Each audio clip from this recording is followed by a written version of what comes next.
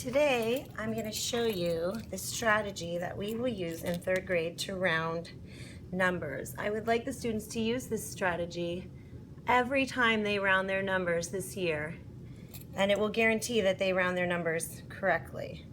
So here's the strategy. First, they need to read the directions. These directions say round to the nearest 100. So they need to underline the number in the hundreds place because that's the number that they will be rounding. Then they need to circle the next door neighbor of the hundreds place, the one to the right. They need to cross out the next door neighbor because he will eventually become a 0, as will any number following. And then they need to decide if the next door neighbor is a 0, 1, 2, 3, or 4, they will plus 0 in the hundreds place.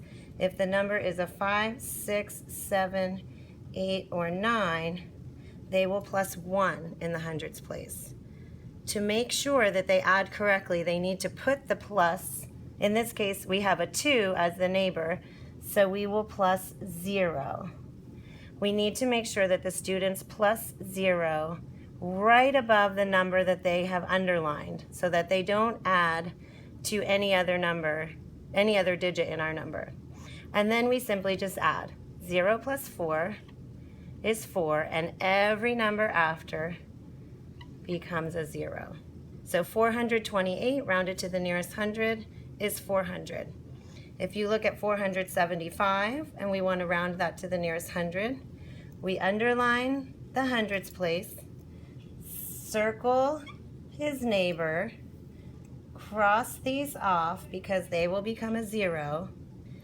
But since the neighbor is a 7, we're going to plus 1 to the digit in the hundreds place. We want to make sure that we put the plus 1 right over top of the digit in the hundreds place. So then we simply add.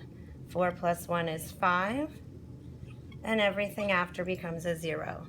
So 475 rounded to the nearest 100 is 500. Now I'm going to show you the reason that we like this strategy. As the students get better at rounding and it gets more challenging, they're going to get a larger number, like 3,479, and their directions will change. In this case, they're going to have to round to the nearest 10. So to round this number to the nearest 10, rewrite it here, they need to underline the number in the tens place and then circle its neighbor. Its neighbor will become a 0 and every number after that, but there are none. And because the neighbor is a 9, we're going to plus 1 to the number in the tens place. That's why this is so important. If they put the plus anywhere else, they could possibly add to the thousands place or to the hundreds place, and we want to make sure that they don't do that. Then we simply just add. 3, 4, 7 plus 1 is 8, and every number after becomes a 0. 3,479 rounded to the nearest 10 is 3,480. Now if I want to round it to the nearest 100, I need to underline the hundreds place, circle his neighbor, cross them off because they will all become 0s. The 7 will make it so that my digit in the hundreds place is plus 1. So now I simply add 3, 4 plus 1 is 5, everything after becomes a 0. 3,479 rounded to the nearest 100 is 3,500. So you can see the reason that we want the students to use this strategy is because they will have to round to the different... Just a reminder, it's National Coffee Day. There's coffee and bagels in the lounge. I can't believe that just happened. I'm still going to keep going.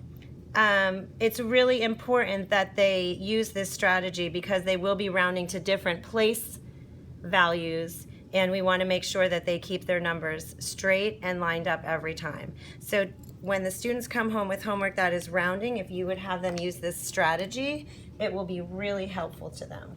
Have a great day.